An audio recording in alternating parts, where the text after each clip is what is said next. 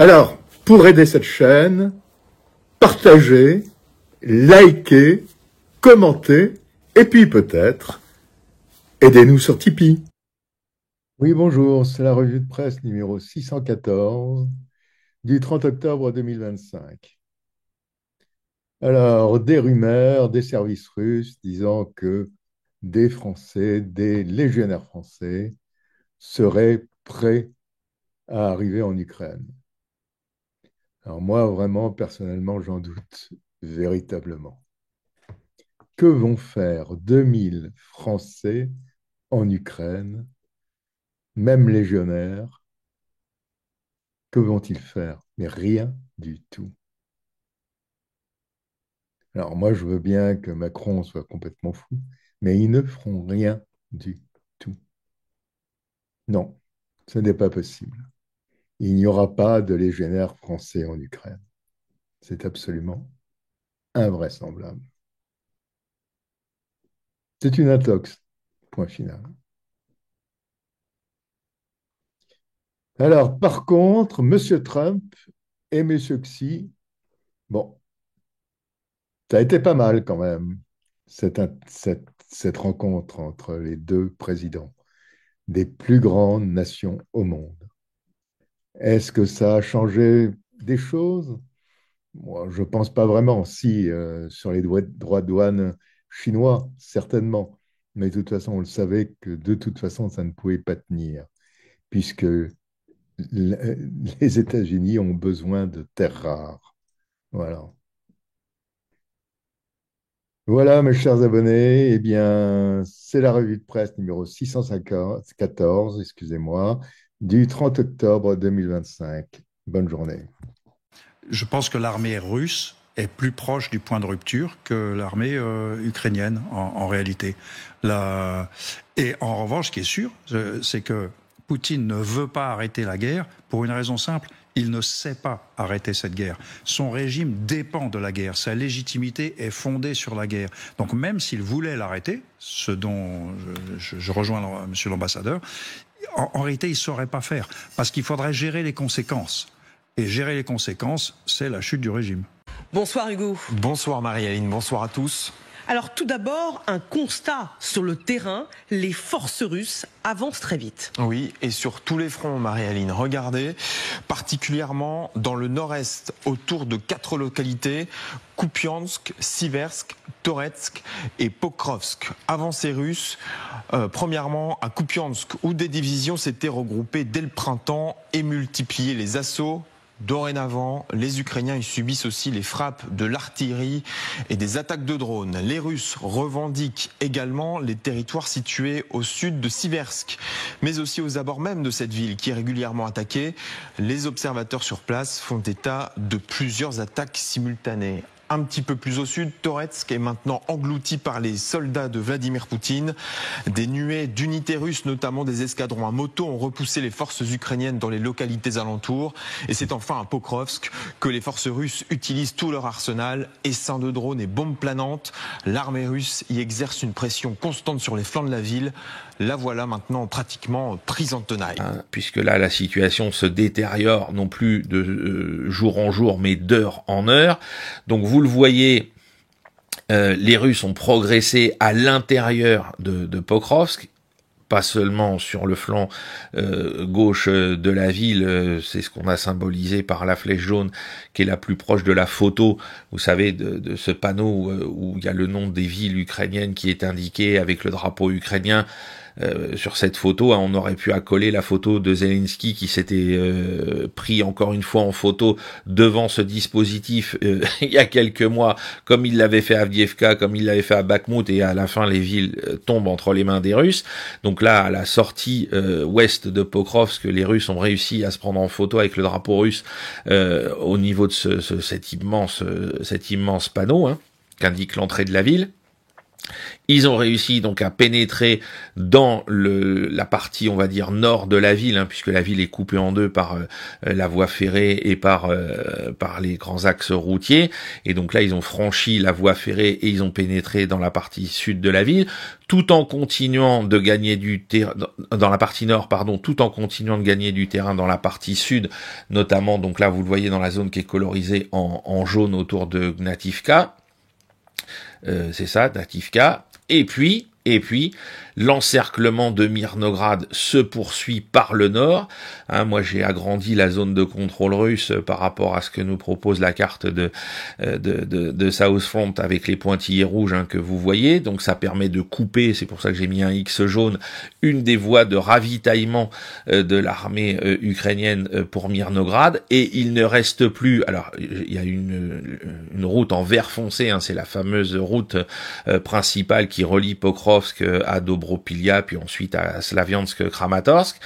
Donc celle-là, elle est coupée à la hauteur de Rodinske, on le sait depuis lundi. Et puis vous avez donc les routes secondaires en vert un peu plus, je sais pas si on peut dire un peu plus clair, qui sont la dernière voie d'accès pour la logistique, pour la garnison de Mirnograd et pour toutes les troupes ukrainiennes qui se trouvent au sud de Mirnograd. Vous voyez, il reste pas grand-chose, puisque même avec l'avancée de l'armée russe hier, pour aller directement dans Mirnograd, c'est quasiment impossible, puisque les Russes bordent désormais aussi ces routes secondaires, ce qui fait que la situation pour la garnison de Mirnograd devient de plus en plus difficile, puisque les Russes ont aussi réussi à progresser, vous le voyez à l'est de la ville, il y a encore une zone colorisée en jaune, donc dans le quartier de Molodiochny, mais ça devient intenable,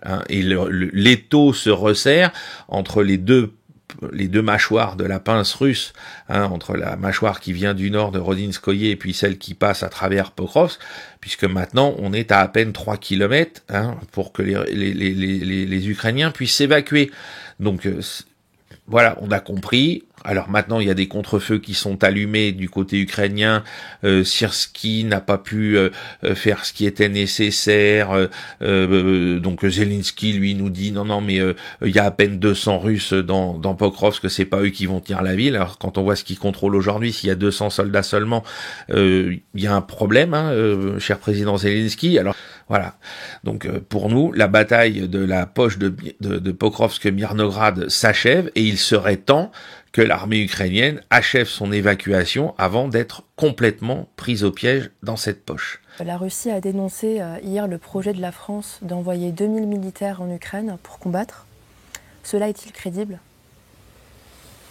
Alors, c'est pas la première fois qu'on entend parler d'envoi de troupes françaises en Ukraine. Honnêtement, on n'a aucun moyen de le vérifier, parce qu'il faudrait être dans les petits papiers d'Emmanuel Macron pour pouvoir regarder la réalité des choses. Ce qui est certain, c'est que c'est une idée d'Emmanuel Macron depuis longtemps, qui s'est engagé, je dirais, en première ligne, en tête de gondole, contre la Russie et dans le soutien de l'Ukraine et de Volodymyr Zelensky. Il a été d'ailleurs jusqu'à constituer ce qu'il appelle une coalition des volontaires, c'est-à-dire l'ensemble des pays européens qui seraient prêts à soutenir l'Ukraine, y compris en y envoyant des troupes au sol. Il avait d'ailleurs lui-même fait des déclarations il y a 2 ans en disant qu'il enverrait, je cite, des mecs à Odessa. Bon. Donc je pense que la réalité, si on essaie d'y voir clair et si on cherche une piste crédible, c'est que la France a déjà envoyé des hommes en Ukraine, certainement des forces spéciales, des troupes spécialisées dans les actions de renseignement, qui conseillent et qui observent l'armée ukrainienne. qui ne sont pas directement engagés dans des combats. Certainement qu'ils sont un peu, je dirais, en retrait, en deuxième ou en troisième ligne. Ça, c'est tout à fait vraisemblable. D'ailleurs, il n'y a pas que la France, il y a aussi des Britanniques, des Canadiens, des Allemands. Je rappelle aussi que ces troupes étrangères, ces conseillers militaires étrangers en Ukraine, ce n'est pas nouveau, puisque les Anglais soutiennent l'Ukraine, conseillent l'armée ukrainienne depuis 2014, depuis la révolution du Maïdan. Arrêtez de faire peur et arrêtez d'avaler la propagande, y compris de ce côté-ci. Que les Russes disent attention, nous on voit qu'il y a des hommes qui sont mis en alerte, c'est le métier des services de renseignement russes et là des services extérieurs, mais en ce qui nous concerne ensuite, de venir prendre ça comme étant argent comptant sur le fait que Emmanuel Macron va passer à l'action, non. Faut arrêter à chaque fois d'enclencher cette espèce de logique qui n'a rien de raisonnable. La logique, c'est pour aboutir à des choses raisonnables qu'on l'emploie. Là, c'est complètement irraisonnable. Emmanuel Macron ne va pas envoyer tout seul, on le sait, et personne n'ira en Ukraine tant que les canons ne se seront pas tus, et encore si les Russes considèrent qu'ils peuvent laisser rentrer quelqu'un.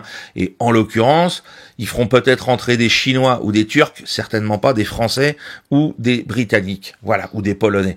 Si vous voulez, quand on essaie de relier tout ce qui se passe depuis des mois, depuis l'arrivée de Donald Trump, on a quand même sérieusement l'impression que finalement, l'administration Trump, de gré ou de force, jusqu'à quel point est-il d'accord avec cela? Jusqu'à quel point peut-il faire autre chose?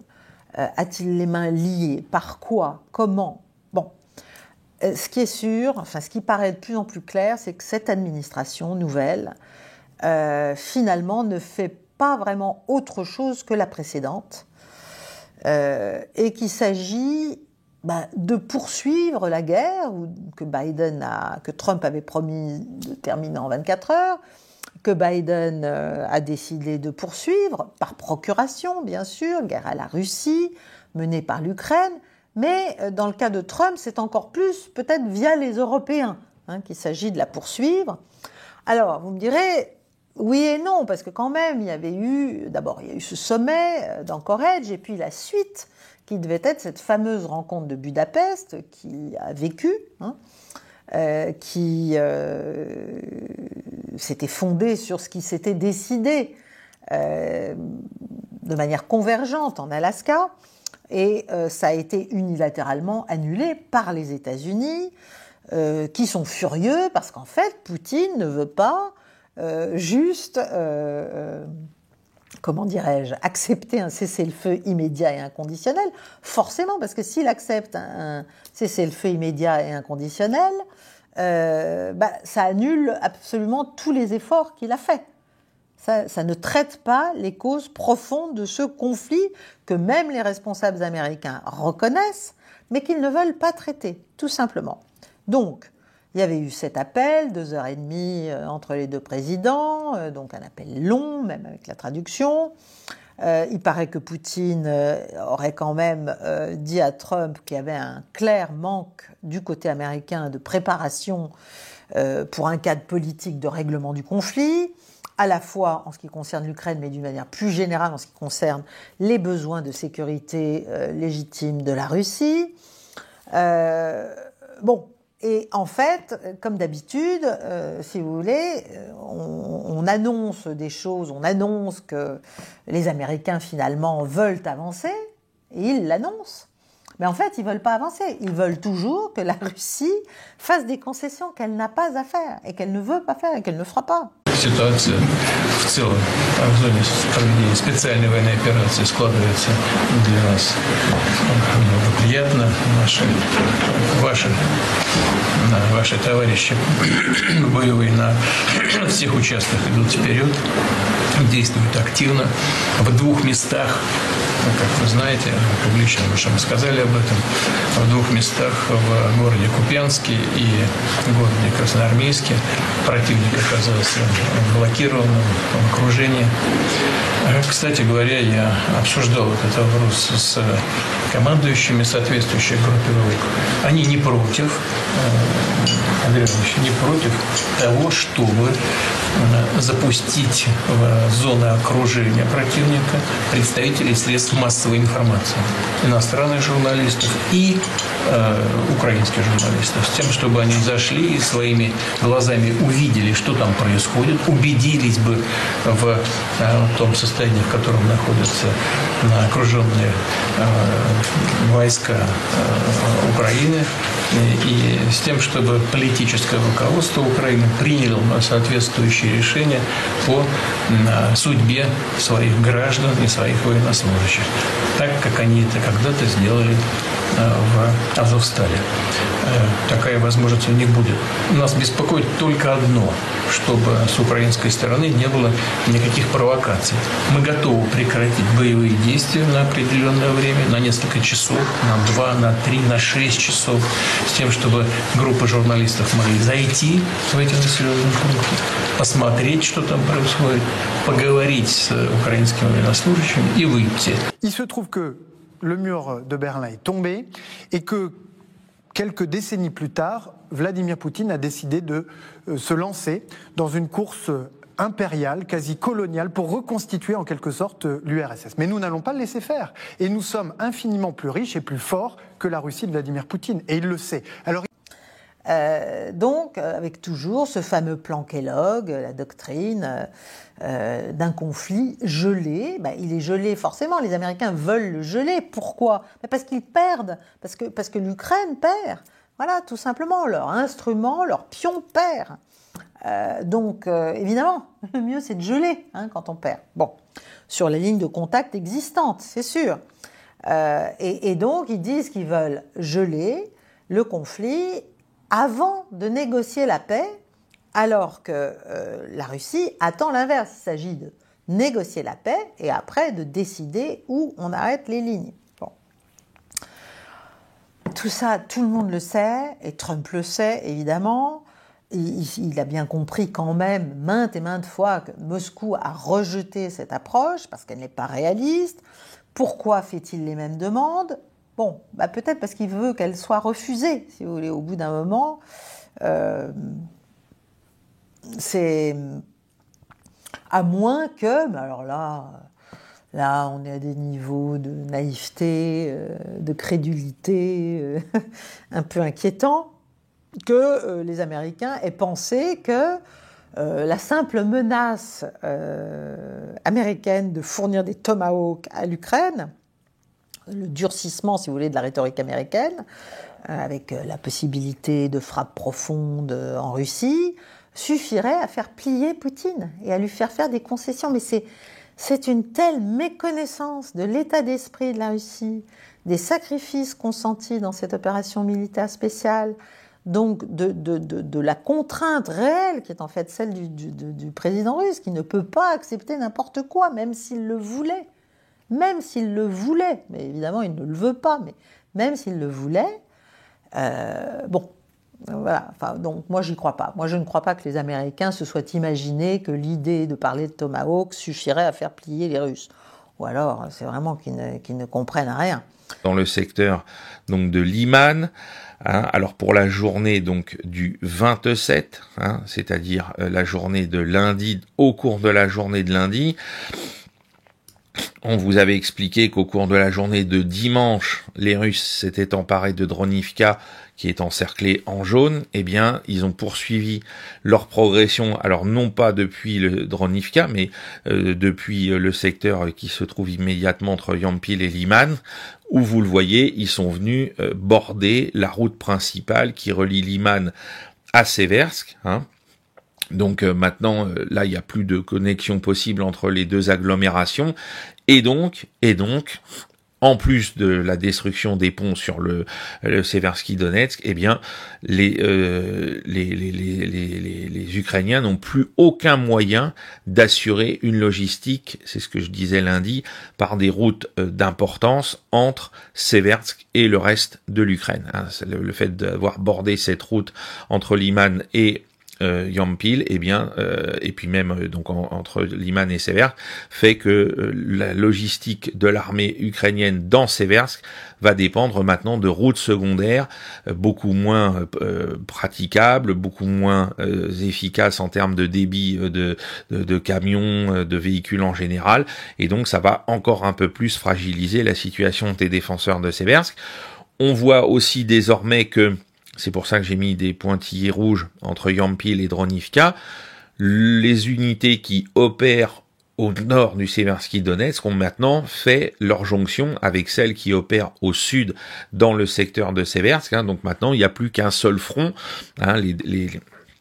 Les unités des deux groupements russes peuvent maintenant coopérer côte à côte, physiquement, sans se soucier de la barrière du Seversky Donetsk, puisqu'à Dronivka, il y a un pont qui, je pense, va être... Alors, il avait été détruit, bien évidemment, au cours des différentes phases de combat, mais là, je pense que le génie russe va installer à nouveau un système de franchissement. Il faudra le protéger contre les drones ukrainiens pour qu'il soit stable et efficace. Mais en tout cas, aujourd'hui, les unités qui opèrent de part et d'autre du Seversky Donetsk, les unités russes, eh bien, ont fait leur jonction à Dronivka au début de cette semaine.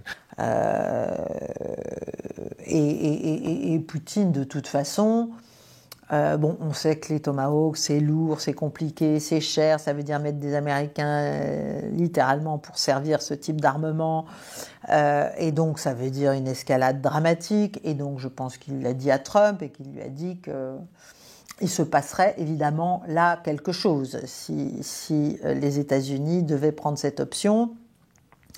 Mais de toute façon, il n'y a pas 36 000 Tomahawks, c'est une quantité limitée, et que donc il n'y aurait pas de défaite stratégique et même tactique pour la Russie. Voilà, et un certain nombre de responsables militaires, malheureusement pas en France, mais en Grande-Bretagne et aux États-Unis, le disent, ça ne va pas changer la donne. Encore une fois, ça ne va pas changer la donne. Militairement, c'est plié. À moins que toutes les armées de l'OTAN, et encore, ne viennent au secours de l'Ukraine sur le terrain ukrainien, et là, c'est la Troisième Guerre mondiale, et là, tous aux abris, il n'y a aucune chance pour que l'Ukraine renverse la vapeur. Qu'est-ce qu'on ne comprend pas dans cette évidence ? C'est Vladimir Poutine qui a annoncé l'information mercredi. La Russie a testé avec succès un nouveau drone sous-marin à propulsion atomique et à armement nucléaire. Le chef du Kremlin brandit ainsi les muscles de son pays dans un contexte de pression occidentale pour un cessez-le-feu dans la guerre entre la Russie et l'Ukraine. Il est 100 fois plus petit que le réacteur nucléaire d'un sous-marin et pourtant la croissance du Poséidon dépasse largement celle de notre missile intercontinental le plus avancé, le Sarmat. Il n'y a rien de comparable au Sarmat dans le monde. Nous ne l'avons pas encore déployé, mais il le sera bientôt. Toutefois, la puissance du Poséidon dépasse largement celle du Sarmat en termes de vitesse et de profondeur d'opération. Ce véhicule sans pilote n'a pas d'équivalent dans le monde. Il est peu probable que quelque chose de semblable apparaisse dans un avenir proche et il n'y a aucun moyen de l'intercepter. Poutine rappelle sans nul doute une nouvelle fois aux États-Unis et aux alliés occidentaux de Kiev qu'il dispose d'un arsenal nucléaire pour soutenir ses exigences de longue date. Eh bien, les Russes auraient donc réussi un test d'un... Alors, certains qualifient ça plutôt de drone sous-marin, d'autres de super torpille, ça s'appelle le Poséidon. Dans le langage de l'OTAN, dans la classification de l'OTAN, ça va s'appeler Canyon. Et donc là, on est sur quelque chose qui est... c'est pareil, c'est une super torpille à propulsion nucléaire, qui est propulsée par, j'imagine, une technologie qui doit avoir quelques rapports avec celle du missile de croisière qu'on a vu tester en fin de semaine dernière, puisque ça permet d'avoir une durée de vie sous-marine extrêmement importante. On parle de plusieurs milliers de kilomètres, 10 000 kilomètres selon certains analystes, avec une vitesse supersonique sous-marine, plus de 200 km/h, et puis d'opérer à 1000 mètres de profondeur. Donc là, ça la rend quasiment, ou le rend, c'est comme vous voulez, ou vous qualifiez ça de drone sous-marin ou de super torpille. Là, on va pas se bagarrer sur l'appellation pour le moment. Donc ça rend cet engin complètement indétectable et bien évidemment impossible d'être intercepté. Et donc il est conçu, semble-t-il, pour être utilisé, déployé depuis les sous-marins nucléaires lanceurs d'engins de la flotte stratégique russe. Voilà, et donc il est doté d'une ogive nucléaire de 2 mégatonnes. Donc c'est quelque chose d'absolument impressionnant. Si on doit couler un porte-avions, alors les Russes auront le choix entre un porte-avions américain type le Gerald Ford, ils auront le choix entre ça ou un Kinjal ou un comment que ça s'appelle, la version marine du Kinjal. Enfin bref, ils ont tout ce qu'il faut à portée de main.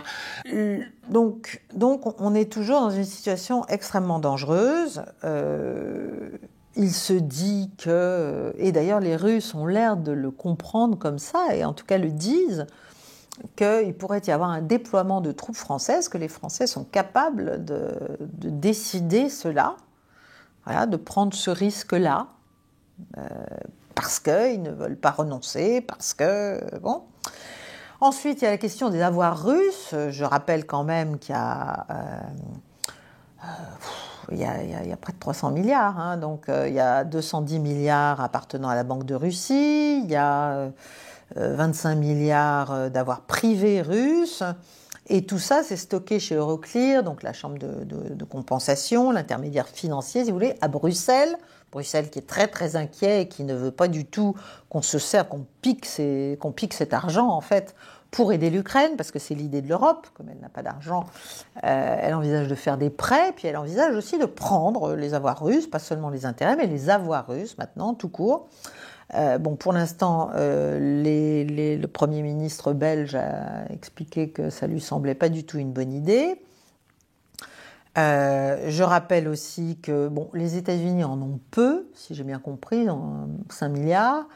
Les Britanniques, ils en ont 26 milliards. Les Japonais, 28 milliards. Intéressant par rapport à ce que je vous ai dit tout à l'heure. Le Canada, 15 et la Suisse, 6. Et donc, pour l'instant, la Belgique a dit qu'elle ne voulait rien faire et qu'en tout cas, il fallait mutualiser le risque. Il était hors de question que ça lui retombe dessus parce que Euroclear est bien sûr en Belgique. Mais surtout, les Russes commencent à en avoir assez et commencent à prendre des mesures. Ils ont notamment pris une mesure qui permet d'exproprier tout ce qui appartient aux entreprises allemandes en Russie. Il y en a pour près de 100 milliards.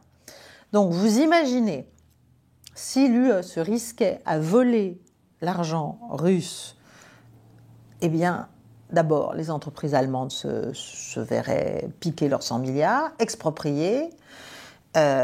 Et ça, pour l'économie allemande, ce serait quand même un sacré coup, parce que ce sont des garanties, ce sont des assets, ce sont des choses qu'on peut mettre en collatéral, si vous voulez, quand on veut emprunter de l'argent. Là, on peut penser que les prêts consentis à l'Allemagne par des prêteurs pour l'industrie allemande, le commerce allemand, voire pire d'ailleurs, le budget allemand, tout ça, bien sûr, atteindrait des taux d'intérêt léonins bien plus élevés. Donc, enfin, tout ça est une tragique bêtise. Je ne sais pas si, là encore, l'Europe se rend bien compte de l'image qu'elle donne d'elle-même, de son impuissance, et en même temps de sa dangerosité. Depuis 2 ans, l'Ukraine fonctionne grâce à l'Union européenne. On paye tout à l'Ukraine. Il faut payer les écoles, et tout ça ne sera jamais remboursé. Parce qu'en réalité, quand vous lisez le rapport, qui est honnête, comme très souvent les rapports des cours des comptes, ils vous disent « Ah oui, mais il n'y a pas beaucoup de dons, il y a beaucoup de prêts.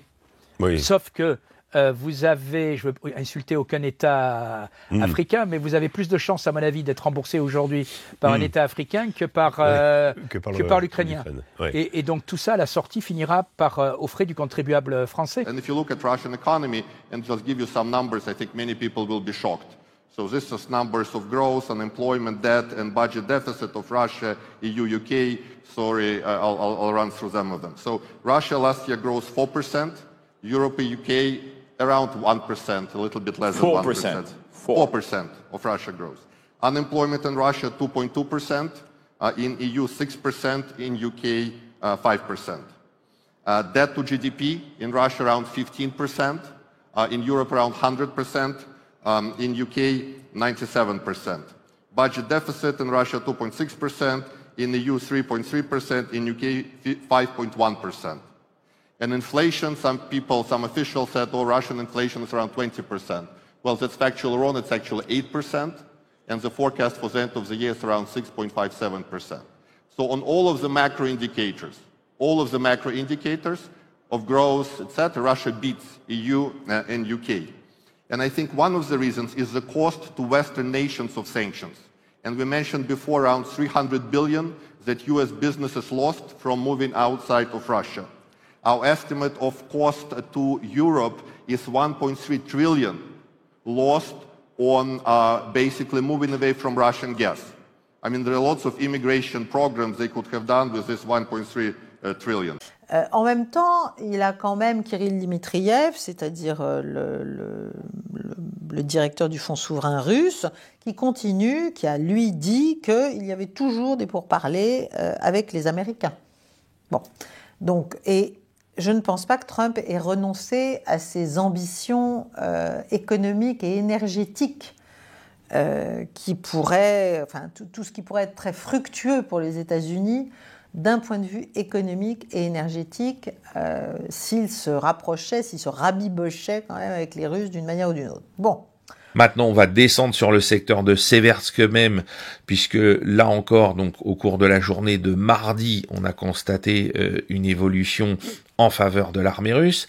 Donc, comme je vous l'ai mis là sur la carte, les flèches jaunes, c'est les attaques précédentes opérées par les Russes, dont on a parlé dans les précédents bulletins, dans le 154 et le 155.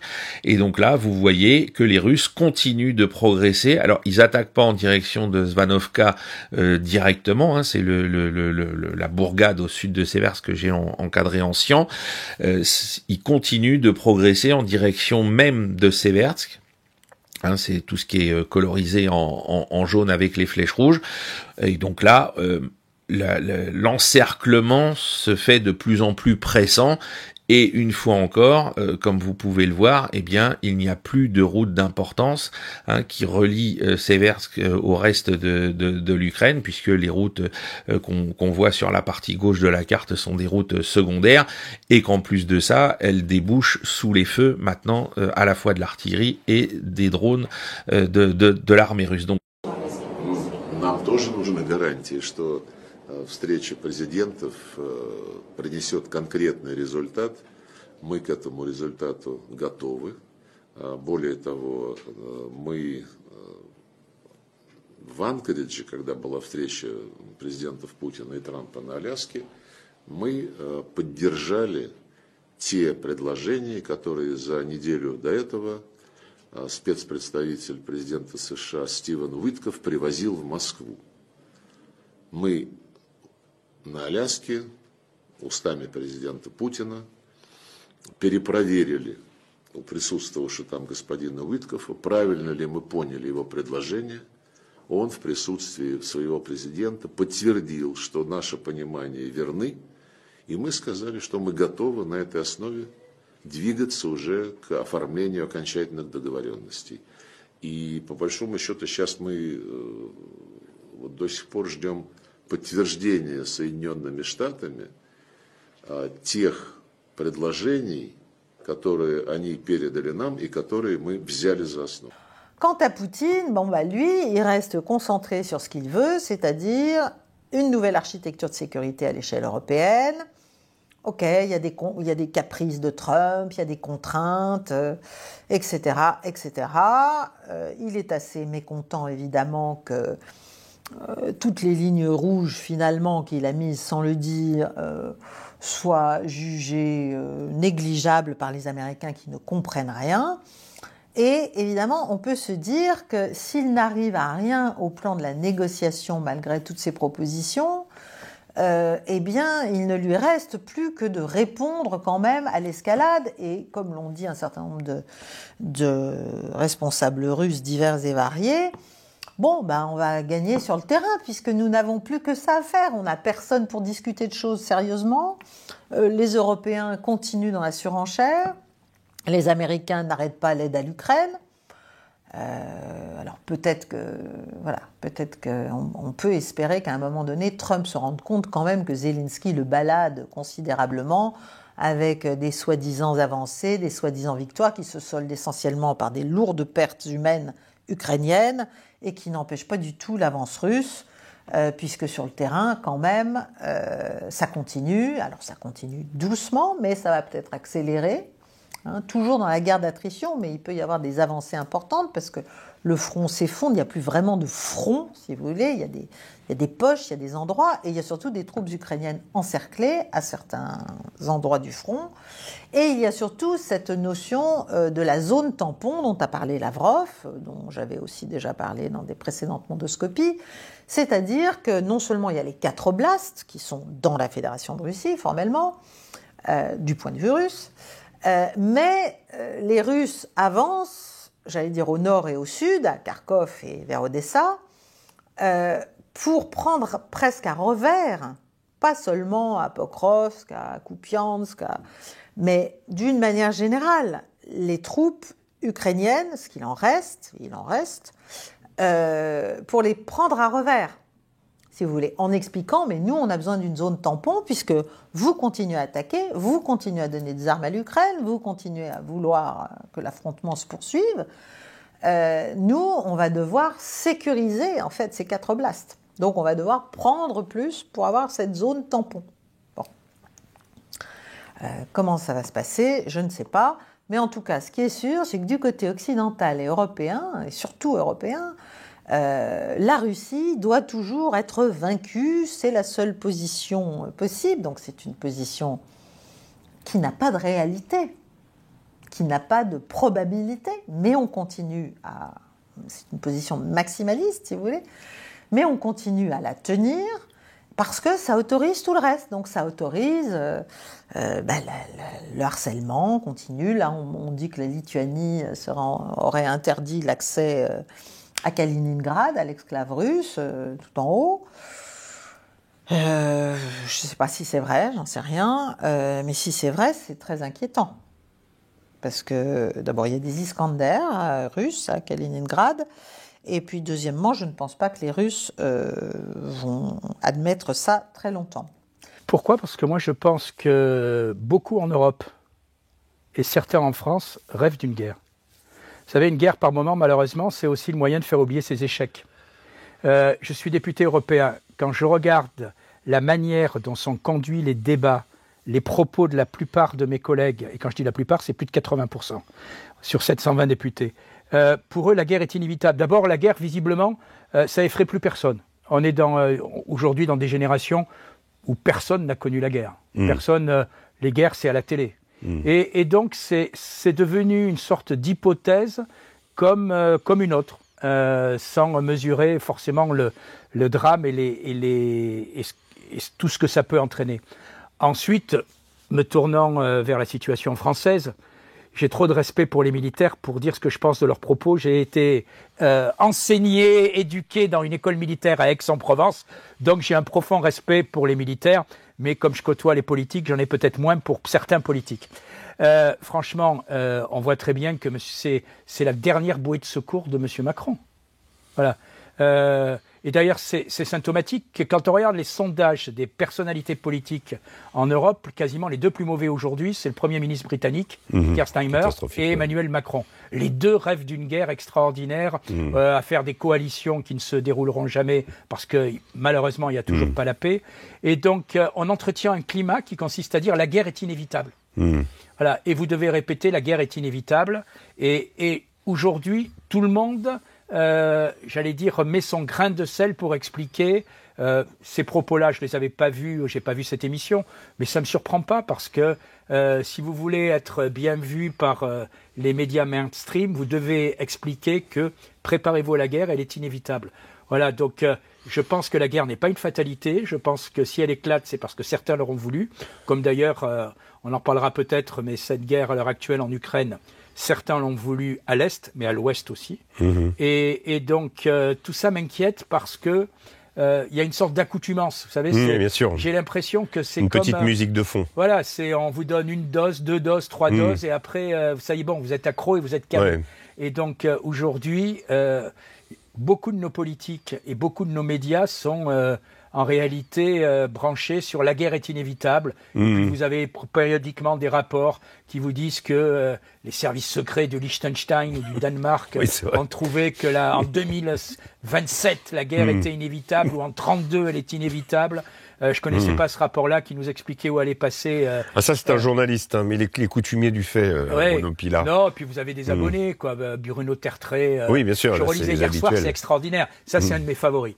Franchement, je relisais les articles qu'il a écrits sur l'Irak et la Serbie. Je vous invite tous vos auditeurs, là, vous tapez Bruno Tertré, Irak, et vous rendez compte que finalement, certaines maladies, même avec les vaccins, se soignent pas. On arrive à la journée d'hier pour le secteur de Konstantinovka, dont on n'avait pas reparlé depuis un moment, mais où vous le voyez, les Russes peu à peu se sont approchés des faubourgs à l'est de la ville, ont commencé à prendre pied dans ces faubourgs, et aujourd'hui, on constate qu'ils continuent. Alors, c'est pas des progrès très importants parce que nous sommes là dans la zone urbaine dense, il y a en plus des zones industrielles un peu comme dans nos villes à nous en France, en périphérie, et donc les Ukrainiens ont construit des réduits défensifs puissants, et donc là les Russes progressent beaucoup moins vite, mais là encore dans le secteur de Konstantinovka, il faut pas perdre de vue, les Russes étaient plutôt concentrés il y a un mois autour de près de Téchino,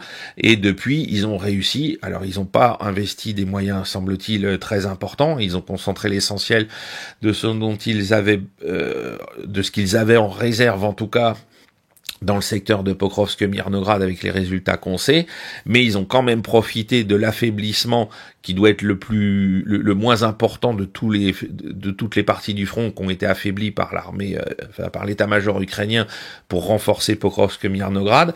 Donc ils ont progressé, mais c'est une progression qui est lente, qui se fait par grignotage, et pour la journée d'hier, vous le constaterez donc dans le rectangle rouge, les Russes ont étendu leur contrôle sur la partie de la banlieue est de Konstantinovka. Je rappelle qu'ils progressent également en direction de Ivano-Pilia, que j'ai encadré en orange depuis à peu près autant de temps, même si pour la journée d'hier, il n'y a pas eu de gain de terrain significatif.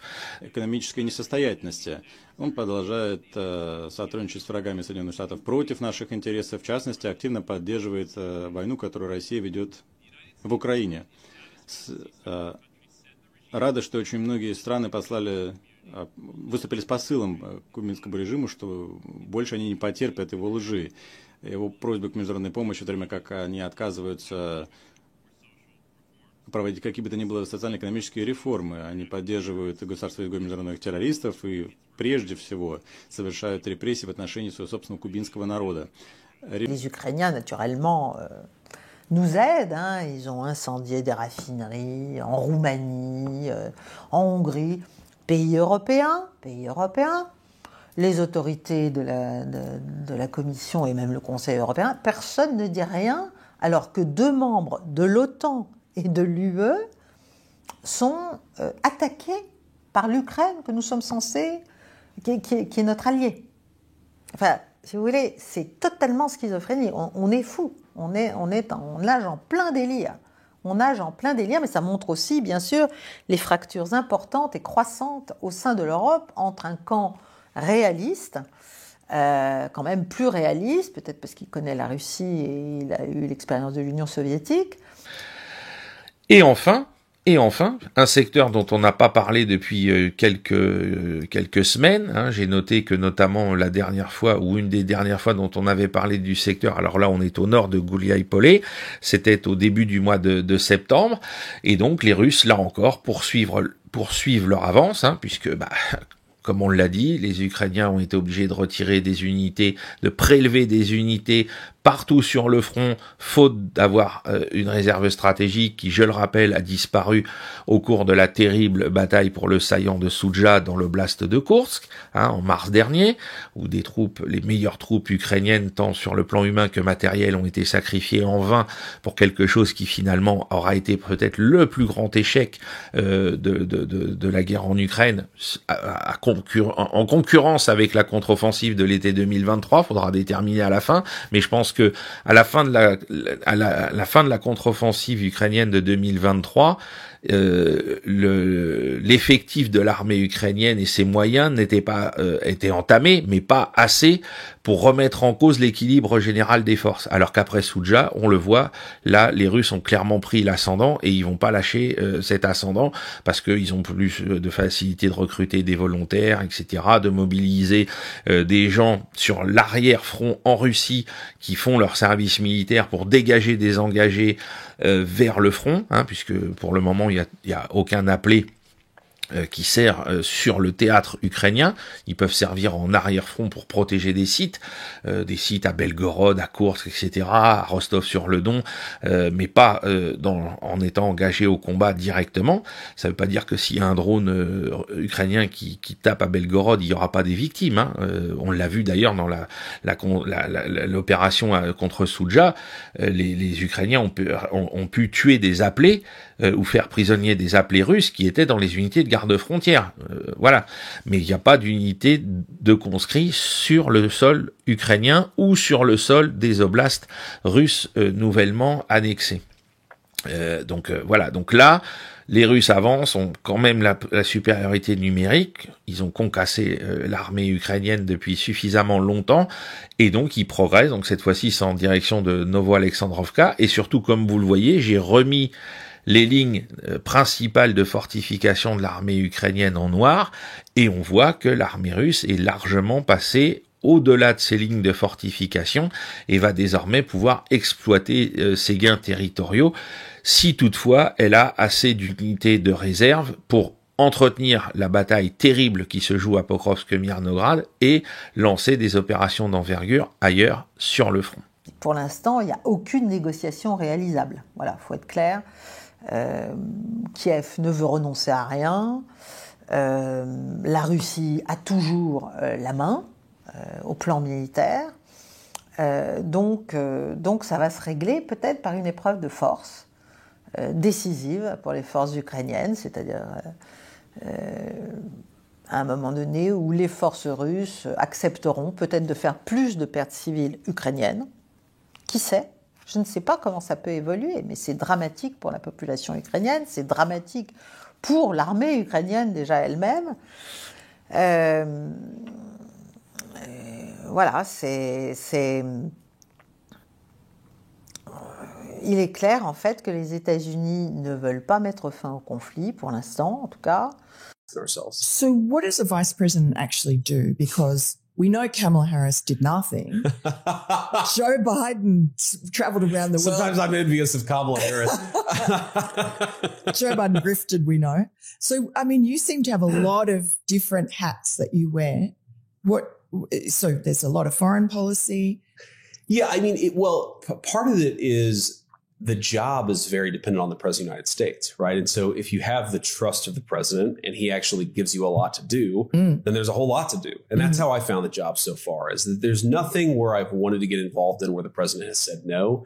And a lot of times, if there's something important the President cares about, he'll call me, or if I'm in the room, he'll say, JD, you take care of this. You make sure that this gets done.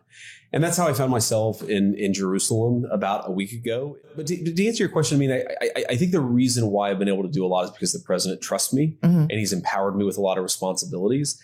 And it's made the job a lot of fun. I mean, as much as I joke about, I kind of wish that I could sleep until, 1 o'clock, take a couple of phone calls, and then, hit the bottle after that, which I think was the Kamala Harris approach to being vice president. It would be really boring. And we have a lot of fun. We do a lot of good work because the President trusts me. L'Angléco, François Langlais, quand les milliards nous font perdre tous nos repères. 5 000 milliards de dollars. 5 000 milliards, c'est la valeur boursière de l'entreprise Nvidia. Voilà qui va mettre de l'eau au moulin de ceux qui pensent que les marchés financiers sont devenus fous, ont perdu tout sens commun, François. C'est vrai, incroyable envolée de cette action Nvidia, fabricant de puces électroniques destinées au système d'intelligence artificielle. Bon, des puces électroniques à 40 000 euros quand même. Hein. 5 000 milliards de dollars, c'est la valeur totale de l'entreprise. C'est plus que le PIB français, vous l'avez dit, plus que l'ensemble de tout ce que produisent les Français sur une année.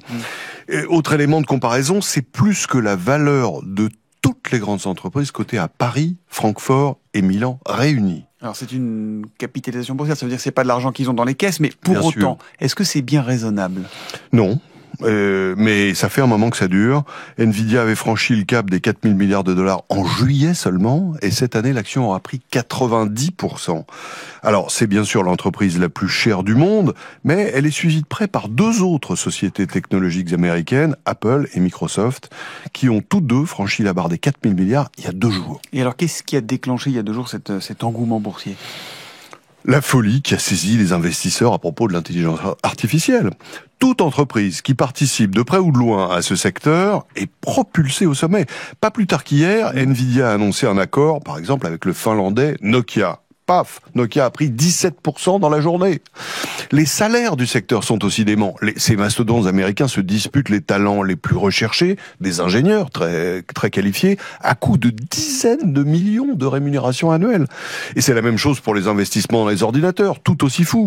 Et puis justement, les investissements dans les puces électroniques pour construire les cerveaux informatiques. Ce sont des centaines de milliards qui sont brûlés chaque année.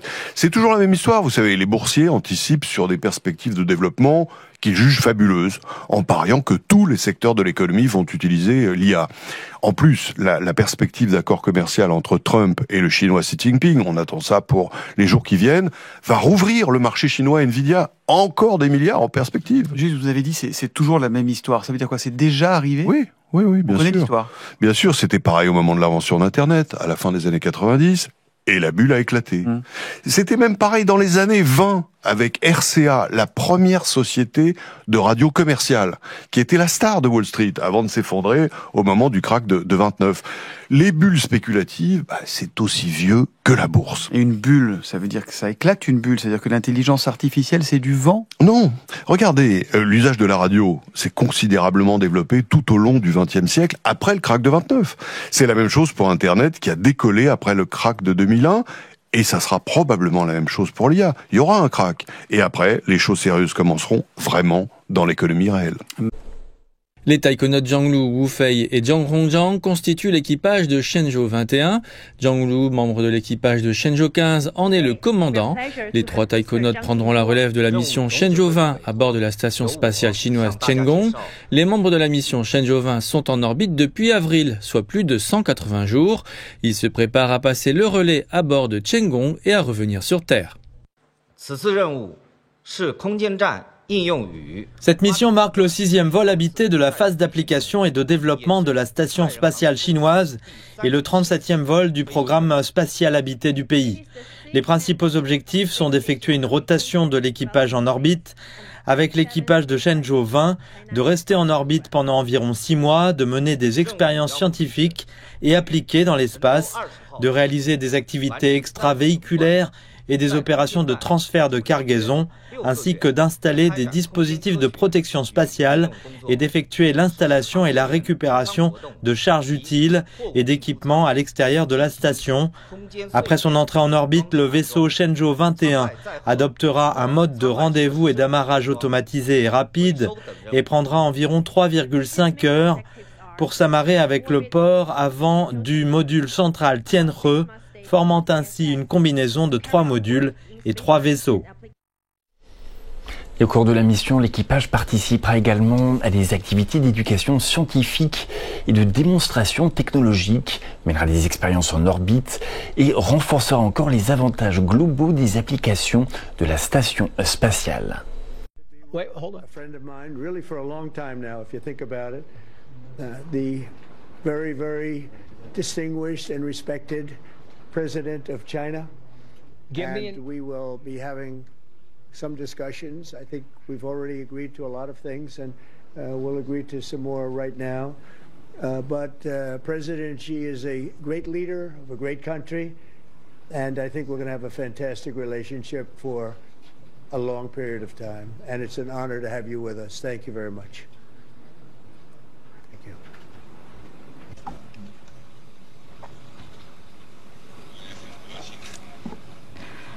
President Trump, it is a great pleasure for me as well to meet you. And it feels very warm seeing you again because it's been many years. Since your re-election, we have spoken on the phone 3 times, exchanged several letters, and stayed in close contact. And our joint guidance, China-US relations have remained stable on the whole.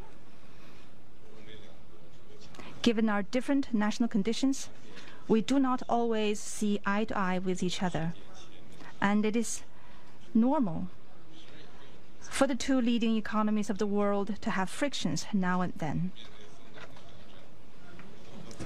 And in the face of winds, waves, and challenges, you and I, at the helm of China-US relations, should stay the right course and ensure the steady sailing forward of the giant ship of China-US relations.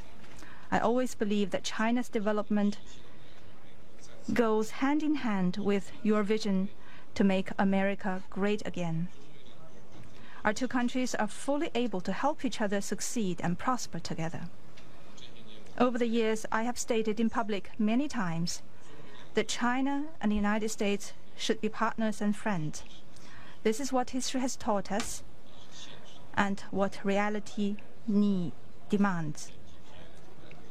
A few days ago, in the latest round of consultation, our 2 economic and trade teams reached basic consensus on addressing our respective major concerns and made encouraging progress.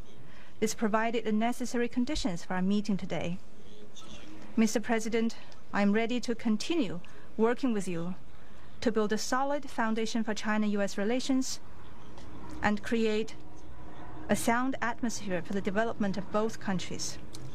Mr. President, you care a lot about world peace, and you're very enthusiastic about settling various regional hotspot issues. I appreciate your great contribution to the recent conclusion of the Gaza ceasefire agreement. During your visit to Malaysia, you witnessed the signing of the Joint Declaration on Peace along the Cambodia-Thailand border, to which you had provided input. China has been helping in our own way Cambodia and Thailand properly settle their border disputes, and we have also been promoting peace talks to resolve other hotspot issues. The world today is confronted with many tough problems. China and the US can jointly shoulder our responsibility as major countries and work together to accomplish more great and concrete things for the good of our 2 countries and the whole world. I look forward to exchanging views with you on questions important for our 2 countries and the world. Thank you. Thank you. Thank you very much. It's great to have you all. Thank you very much. Le président chinois Xi Jinping et le président américain Donald Trump ont conclu leur rencontre à Busan, en République de Corée. Le président Xi Jinping a évoqué la dernière série de consultations à Kuala Lumpur et le consensus atteint sur leurs principales préoccupations respectives. Il a déclaré qu'il était normal que les 2 plus grandes économies mondiales connaissent parfois des frictions.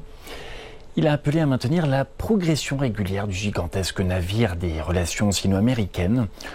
Le président chinois a ajouté que le développement et la revitalisation de la Chine n'étaient pas en contradiction avec la vision du président Trump de « Make America Great Again ». Il a souligné que la Chine et les États-Unis étaient tout à fait capables de s'entraider pour réussir et prospérer ensemble. Le président Xi Jinping s'est déclaré prêt à continuer de travailler avec le président Trump afin de construire une base solide pour les relations bilatérales et de créer un environnement favorable au développement des 2 pays. Il a également demandé à la Chine et aux États-Unis d'assumer leurs responsabilités en tant que grande puissance et de travailler ensemble pour accomplir des choses plus importantes et plus concrètes pour leur pays et pour le monde. Pour sa part, le président Trump a déclaré que le président Xi Jinping était un grand dirigeant d'un grand pays. Trump a déclaré qu'il pensait que lui-même et le président Xi s'accorderaient sur davantage de points et qu'il espérait entretenir une relation fantastique avec Xi Jinping pendant longtemps.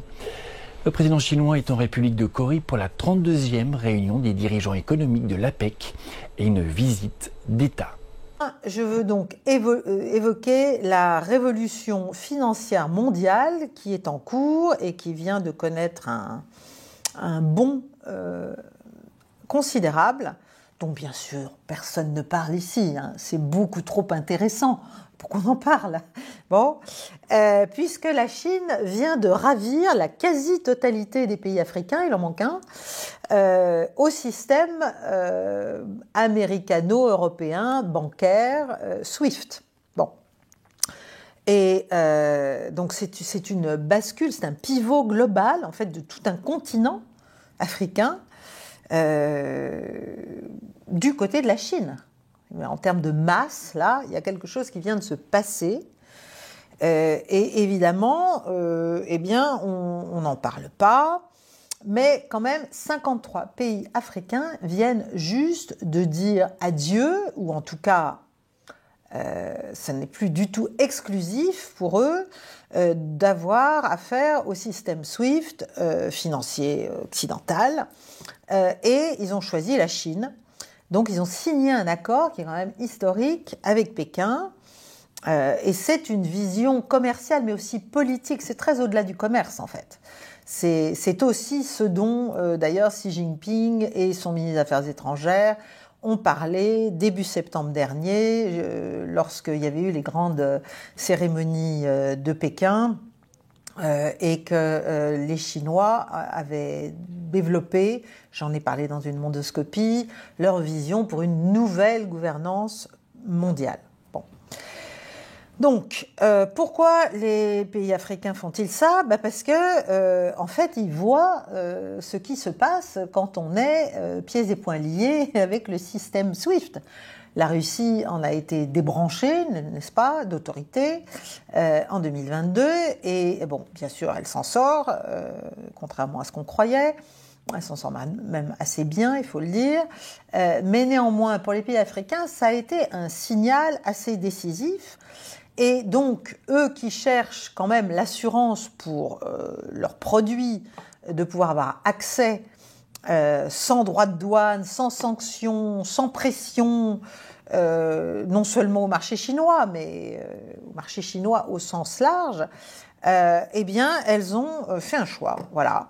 Et ce choix, évidemment, a des conséquences. Les conséquences, c'est un affaiblissement des positions du dollar américain sur le continent africain, évidemment, et de l'euro, naturellement, dans les transitions à partir de maintenant, parce que tout va se faire pour ces pays en yuan chinois. Ce matin, Vincent, nouvelle livraison du baromètre du Figaro Magazine réalisé par Verian. Emmanuel Macron a atteint un score historiquement bas puisque seuls 11% des Français lui font confiance. À ce niveau d'impopularité, ça devient un fait politique, non ? Ça va surtout devenir un proverbe, Alexandre, mal aimé comme Macron en France. Imaginez, vous entrez dans une pièce où sur 10 personnes présentes, il y en a 9 qui vous sont hostiles. Ça fait quand même beaucoup. Donc oui, ce sondage catastrophique n'est pas anecdotique. En fait, on est dans les eaux de la fin du premier mandat de François Hollande. Et si on regarde en détail, c'est partout la débandade, même chez les retraités qui ne sont que 9% à faire confiance à leur ancien champion. Alors pour le moment, la fête foraine du Palais Bourbon avec son grand 8 fiscal et son train fantôme socialiste laisse un peu de répit au chef de l'État. Mais quand on rangera les attractions et que le gouvernement utilisera l'article 47 pour passer son budget par ordonnance, c'est-à-dire sans vote, alors là, vous verrez, tout le monde criera au déni de démocratie et l'anti-macronisme redoublera de vigueur. Il faut dire que ce serait la première fois dans l'histoire de la Ve République qu'un budget passerait ainsi. Vous imaginez le tollé. C'est très malsain et dangereux, cette utilisation purement personnelle des institutions contre les passions collectives. Notre pays n'est ni un décor de théâtre, ni un parc d'attractions, ni une galerie de miroirs. C'est une vieille nation volcanique qui n'est pas éteinte. Vous voulez dire que le chef de l'État ne prendrait pas la mesure de la situation ? Je n'en sais rien. Qui peut sonder les reins et les cœurs d'un homme qui porte autant de responsabilité.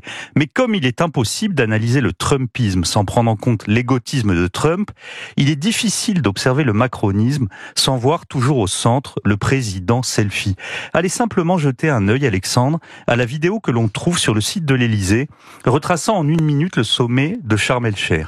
On y voit des poignées de main viriles, des hugs, des embrassades avec Sisi, Erdogan et Mahmoud Abbas. On y voit le président qui monte 4 à 4 les marches vers l'avion.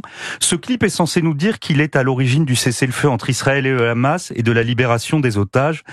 L'idée est sans doute de rejouer Barack Obama, mais franchement, on est beaucoup plus proche d'OSS 117. Le problème, c'est que la réalité française, ce n'est pas un film. Vous savez déjà ce que ça fait 1000 milliards de dettes, Anissa? Ça fait beaucoup. Oui, ça fait beaucoup. Alors, puisqu'Emmanuel Macron est résolu à ne pas dissoudre et encore plus résolu à ne pas démissionner non plus, qu'est-ce qu'il peut faire? Comme d'habitude, des montagnes de mots qui accoucheront d'une fourmi. Alors, il y a l'international d'abord, mais là aussi, son crédit est profondément altéré. Palestine, Ukraine, Taïwan, Algérie, tout cela se passe sans la France ou contre la France. Puis il y a ensuite cette volonté presque obsessionnelle chez lui de réguler les réseaux sociaux. À ce sujet, le président reçoit, consulte et nous assure que tous nos mots viennent de TikTok, X ou Instagram et que les algorithmes mettent la démocratie en danger. Alors je ne nie pas l'hégémonie et l'hubris de ces plateformes, mais tout cela m'inspire 2 choses. La première, c'est qu'il ne se passera absolument rien parce que nous sommes malheureusement trop faibles pour tenir tête aux États-Unis et à la Chine. Et la seconde est qu'une fois encore, Emmanuel Macron refuse toute responsabilité dans le délitement du pays puisqu'il explique le succès de ses opposants par les réseaux sociaux et par les ingérences étrangères. Je ne suis pas armé personnellement pour savoir si les électeurs roumains ou moldaves, comme on le dit, ont été manipulés, mais comme observateur français, je puis vous affirmer que c'est la dette, l'immigration anarchique, l'école en ruine, la délinquance triomphante et l'autosatisfaction d'Emmanuel Macron qui explique son effondrement dans les sondages. Cette fois, Trump, Poutine, TikTok, le Yeti ou la bête du Gévaudan n'y sont absolument pour rien. L'édito politique sur Europe 1. Merci Vincent Trémollet. Et on passe à la France à présent avec Paris. 2 suspects dans le récent vol de bijoux au musée du Louvre font désormais l'objet d'une enquête officielle et ont été placés en détention provisoire. La procureure de Paris, Laure Bécuot, a annoncé que les 2 hommes arrêtés samedi soir avaient partiellement reconnu leur implication. Elle a toutefois précisé que les bijoux volés n'avaient toujours pas été retrouvés. L'enquête s'élargit désormais, les autorités n'excluant pas l'implication d'un réseau plus vaste que les 4 auteurs filmés par les caméras de surveillance. La procureure a ajouté que plus de 150 examens médicaux légaux étaient menés dans la plus grande urgence. Merci Madame la Présidente. Écoutez, chers collègues, c'est quand même incroyable que quand en fait on vient au secours de votre propre proposition initiale, de votre propre idée, vous arrivez quand même à faire de la politique politicienne. Donc, excusez-moi collègue Cazot, je me demandais tout à l'heure avec la présidente Marine Le Pen pourquoi vous aviez déposé un scrutin public sur notre amendement. J'ai compris, vous pensez que ça nous pose problème. En fait, vous êtes en train de croire que le fait qu'on demande un seuil plus pertinent sur la taxe OCDE que vous avez promis aux élections présidentielles à tous les Français, pour laquelle Bruno Le Maire s'est engagé devant tous les Français en disant que ça allait rapporter 3 puis 6 milliards, vous nous expliquez qu'elle rapporte que 500 millions et vous venez qu'on ait honte de votre propre promesse. Mais il y a un moment, je veux dire, on est chez les fous, on est chez les fous. Donc, nous, je vais vous dire, ma seule confession, c'est que finalement on a eu tort de vous croire. Parce que c'est vrai qu'on pensait, s'est dit, ah tiens, il y a peut-être quelque chose, cette taxe au CDE, peut-être que ça peut marcher, ne joue pas la politique du pire. On l'avait même mis dans le contre-budget de Marine Le Pen en 2022 en se disant, tiens, ça va peut-être tenir la route. Quelle erreur! Quelle erreur d'avoir fait confiance pour un seul élément en 8 ans à la Macronie. À chaque fois qu'on compte sur vous, on a tort. Donc rassurez-vous, c'est la première et la dernière fois qu'on fera confiance dans une seule mesure de la Macronie. Promis, on ne nous y reprendra pas. On ne nous y reprendra pas.